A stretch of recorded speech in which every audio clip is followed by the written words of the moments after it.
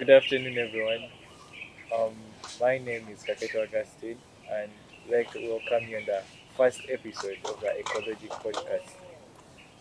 Today, we shall be talking about pollution as a concept, and with me are three other panelists who are going to introduce themselves, starting from my right.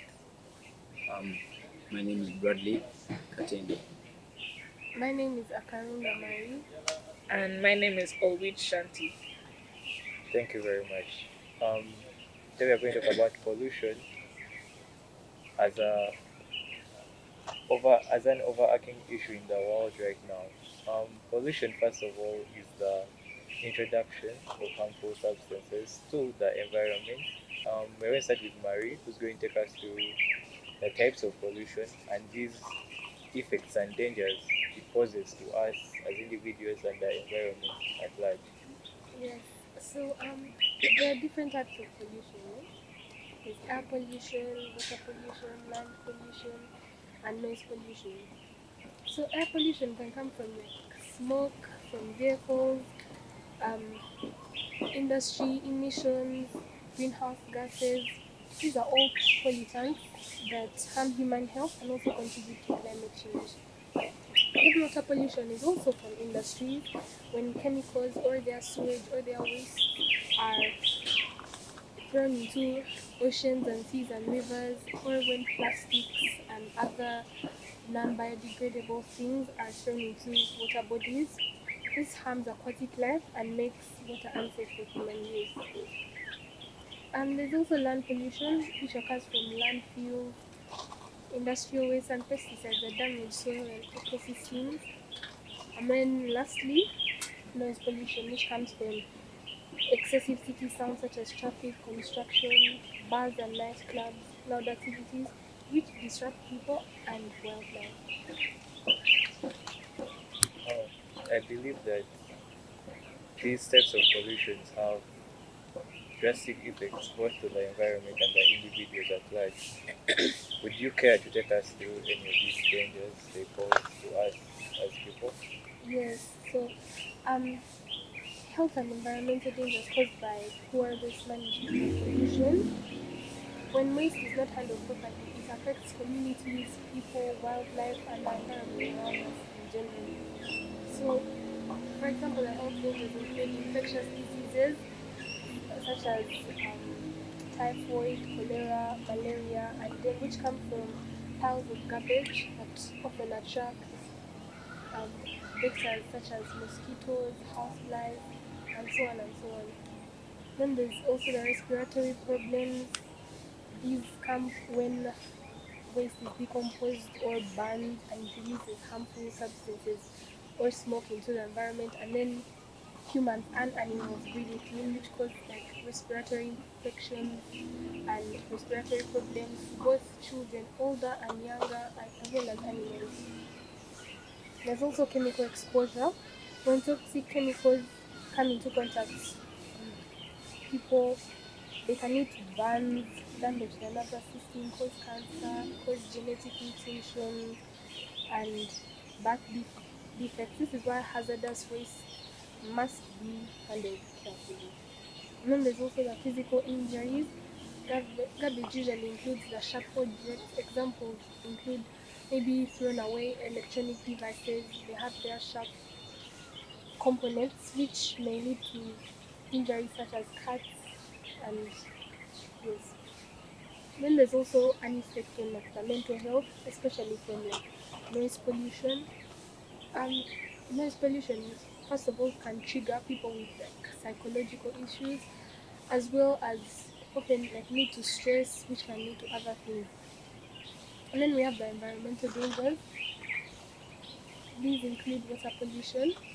Um, Water pollution leads to death of aquatic life most times as this death of aquatic life most times as wildlife is often um, like their oxygen supply is like cut short because the waste on top that are floating are blocking the oxygen from fully like reaching. And then there's air pollution, which of course affects humans and animals and also increases the temperatures of like the environment. And then there's soil contamination, which affects first of all the produce from like, and even the soil, when the soil is no longer able to produce as much as it used to because of pollution. Cell exhaustion. Yes, yes, also it really just affects the soil and produce in general. There's a lot of garbage regarding the issue of pollution right now. There is a lot of garbage in the city area, even the areas where I've come from. On my way here, I've seen a lot of garbage on the sides of the roads, in the trenches, and all that. And with this, Bradley is going to take us through the process of gathering trash. How is it gathered? What is it used to? As Augustine has said, there's a process of gathering trash, and it's a form of waste management. So, firstly, in the city, there are different sites where um, garbage trucks, if you usually see there are garbage trucks that are always moving around the city, picking up trash. They usually gather that trash and deposit them in different sites so that um, we can manage the effects of landfills. For example, like if you take an example of the Chitezi landfill, it's just one deposit site which is all the way in Gayaza. And because it's only one, everyone deposits their trash there. And then over time it accumulates, and when it accumulates, there are repercussions. And the repercussions were felt on 9th August 2024, where this landfill collapsed and the lives were lost, there was destruction of property, and so on and so forth. There is also a basic way of how people are gathering trash. They use equipment like buckets, small baskets, wheelbarrows, and they transport it to intermediate points. So there'll be like an area where there are a lot of trash cans. They'll go and deposit their trash there, and then this trash is either taken to maybe some agricultural institutes that need this trash to be transformed into into manure, which they use for production of crops. Then there is sorting and processing. Um, these companies, you see, these companies need some of this waste. So these companies will sort out the trash. For example, some that will get plastics, others will get electronic gadgets, they'll get toys, and then they'll find a way of making use of that trash. That's why there are the 5 R's. These 5 R's help us to manage this waste properly. Thank you very much, Bradley, for that presentation about the garbage and how it's transported, how it's collected, and everything. I hope our viewers have an insight of how the garbage is used and how it's collected, how it's used. And next, we shall have Shanti, who's going to give us an insight of a devastating event that happened in Uganda. Shanti is going to give us an insight of the Chitezi incident, how it occurred, and some details about it, and give us a deep dive into what the government could do to prevent such incidents from happening, and what us as people could also do to prevent such incidents from occurring again. Okay, thank you. So in 2024, to be more precise, August 2024, August 9th or 10th, the dates kind of vary, in Chitezi, since there is a massive landfill where places like Kampala, I think some areas in Akiso, they all dump their trash in this one landfill. And over the years, due to the neglect of KCCA and the government that has not found a way to actually manage this trash, like perhaps um, reuse it, reprocess it, or burn it down, or use some ecological method of getting rid of the trash, it forms some sort of heap, like forming some sort of mountain. And over time, it resulted in it toppling over, and there were residents at the bottom. So that resulted in catastrophic deaths. There were around 30 plus deaths of people. Their property was all damaged and destroyed. And it was really sad because I remember reading something in the newspaper about this girl who was in school at the time. She had left home. She was among the residents of Chitezi, and when she came back, she realized her entire home, her childhood, everything was gone, including her family who lived in there and was stuck inside the house.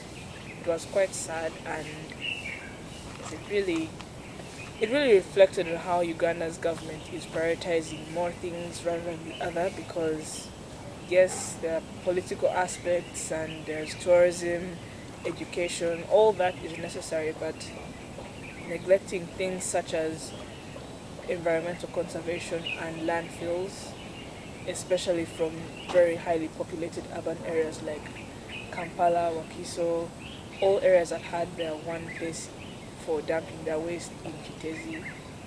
That has reflected a lot on the government and KCCA. Okay. Bradley, what do you think the government of Uganda can do to prevent such incidents from happening again? So the government of Uganda can set up regulations on this rubbish, or they can form organizations that are responsible for this rubbish, so that in case such an event occurs again, there are people who are held accountable. And the taxes we pay, I believe, should go into waste management. And the government should set up laws, and they should not just set them up but also enforce them. And they should set a clear goal for the country on waste management, and be able to regulate on these occurrences of landfills collapsing, and as well as managing our waste. Because if we manage our waste, first of all, it will look it will make our outside appearance good to other like internationally, and because of that, it will bring more investors into our country, helping us improve economically. Yes. And I think it's truly a fault on both the government and the people, because how did the people also let the rubbish get to that level that where people are being killed by rubbish? I think that's very unfortunate, but we're all to blame. I think I can add on and say yes, it's an issue on both sides. And we can take an example of our neighbor country, Rwanda. Every end of month they have um, a communal cleaning for the whole country, where whether you have a job, whether you're a teacher, student, or anyone, you just come out and you clean up your environment. That's why Rwanda is seen as East Africa's cleanest country, as well as Singapore. As much as Singapore, yes, its GDP is quite large and also its population is large, you can see that they manage their waste in a very eco-friendly way. Like Singapore, where they burn their trash and they turn it into ash. That ash is, or since it's a biodegradable ash, they can dump it into their ocean, or they put it on an island, and it doesn't heap up into a pile, like a mountainous pile like how Chitezi was. And there was a debate that I had with my family concerning this issue of why the garbage heaped up, and apparently we had some machines procured, I think from either Indonesia or from China, from Asia in particularly, to handle this garbage and to also spread them out in different areas, not just centered around Chitezi, but other areas all over Uganda, so that it's at least the load is lightened. So that project was either put on hold, or there was some internal thing going on that stopped it. So that's why the trash was just left there. It wasn't being handled, it wasn't being recycled, it wasn't being burned. It was just left there for more than 5 years. More than actually, yeah, a lot of years. Yes. Oh, thank you very much, Shanti, for that input. Certainly concur with Bradley's input that it is, although it might be the people's fault, but it's mostly the government's fault because this site, first of all, it was decommissioned, should have been decommissioned in 2015, whereby it had reached its maximum limit in 2015, and the local leaders and the members of parliament used to bring this issue in parliament during the different sittings, and they would present it to the people in charge, that's the KCCA and all that, but still nothing happened. They never got a different land deposit and a different landfill for this garbage. So, as Bradley said, I think it is mostly the government's issue. Um, so one of my resolutions to this is we should adopt international strategies. We should adopt international strategies to waste management. For example, as Shanti said, Singapore is banning their waste, and with that waste, since it's biodegradable, they store it under the oceans. And for us, okay, I understand for us to not have an ocean, but we can make use of the different lakes we have. We have lots of lakes in our country, so we can make use of those lakes and store our burnt waste under those lakes. We should once again reinforce laws on environmental management to reduce the effects of pollution. Yes. I agree with Bradley because I believe that it's a responsibility for both the people and the government. So the government should invest in programs that go into like villages and towns to teach and educate people more on environmental conservation and waste management so that we can avoid such things like the Chitezi incident, because I'm sure if the people of that community were well educated and well aware, they wouldn't be living so close to the landfill, and secondly they would have done something or come up with something to prevent what happened. I saw a lot of plastic bottles in trenches on the road everywhere coming. That shows that laws might be in place, but they are not enforced as how they are supposed to work. So I believe that the government can enforce these laws by issuing fines or punishments to people who keep on littering. I think we can't ignore the fact that yes, Uganda has a big population. There is going to be trash regardless. We can't completely eliminate the fact that people will dispose trash. I think one of the things we need to do as a country is diversify where we actually have these dumping points, not necessarily congesting it all in one area or two areas, because in an area like Tezi, it was serving more than 1 million people. So imagine if each household of roughly maybe 3 or 5 members has maybe averaging half, maybe 500 kgs of trash a month. And now multiply that and also look at the years that Utesi has had its trash. So making different dumping points all over, especially in urban areas, less of rural areas, that would really help, as well as separating the trash, because most of the trash that was there was indeed biodegradable. It wasn't necessarily plastic or glass. Yes, there's recycling, but you can't recycle banana peelings. So some of those can be used in agriculture for feeding animals or for manure, but we can't actually make use of what trash that we produce. I would like to thank the viewers for following us on our first episode of the podcast. I'd like to thank my panelists, the cameraman who you can't see behind. Shout out. Shout out to the camera. All of you guys who have made this possible. We are grateful. And thank you. This has been our first episode of the podcast. Tune in for more. God bless.